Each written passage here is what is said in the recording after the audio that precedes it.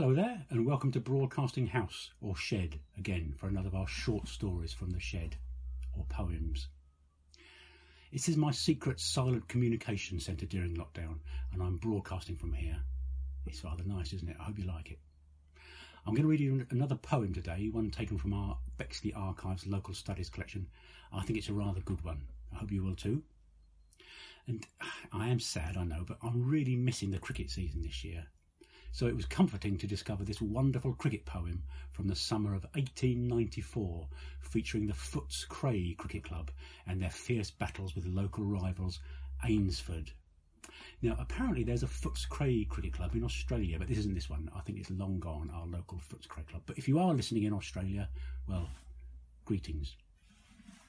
So, are you sitting comfortably? Then we'll begin. Play.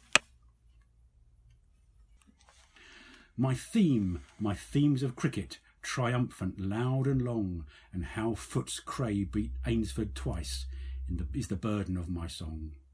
To Cray they brought a district team, determined Cray to floor, but Crayites, fighting gamely on, just topped their score by 4.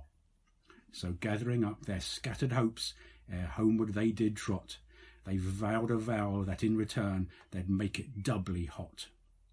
But wily Tossell sized them up, as if behind the scene, and gathered together a jolly goodly lot to skipper on Aynesford Green. The veteran Usher, Bryant, Tompkins, so good at point, fielding balls of lightning speed, clean as he can cut a joint. I'm not sure what that means, actually.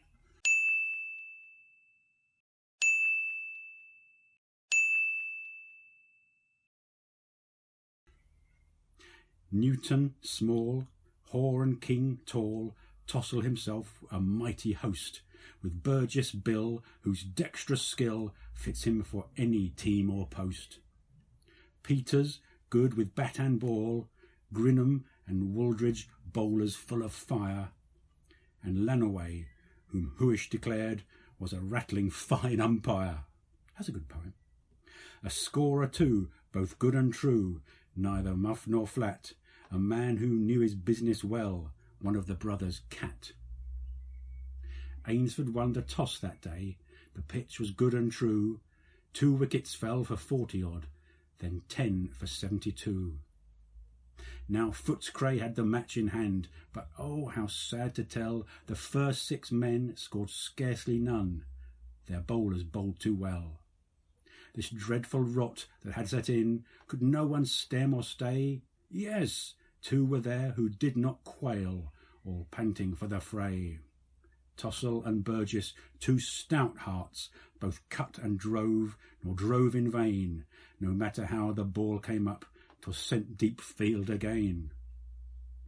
The homesteaders' hopes, till then so high, soon fell to rise no more, for those 2 kept the stumps intact, till past was Aynesford's score. Then saddened eyes and downcast looks encircled Aynesford's ground, for only when the Crayites stood could e'er a smile be found.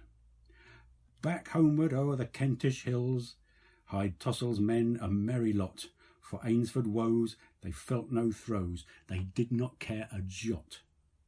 So shout hurrah for cricket, its glories ne'er shall fade. Cray's now won 4, they'll win yet more whenever Aynesford's played. Come on, Crayford Cricket Club. But I'm afraid future years took a different turn, and now we've got a poem or a letter back from the captain of the Aynesford cricket team later on in a future year.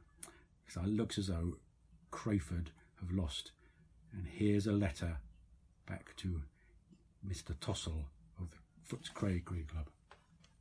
It's dated Aynesford, July 1895. It goes, Dear Tossell, I am requested to return enclosed to you, thinking your poet might like to alter the last verse.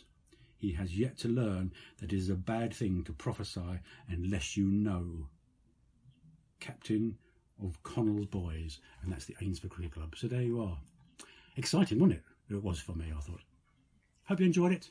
So from me, in my shed, keep well and see you soon. Bye-bye.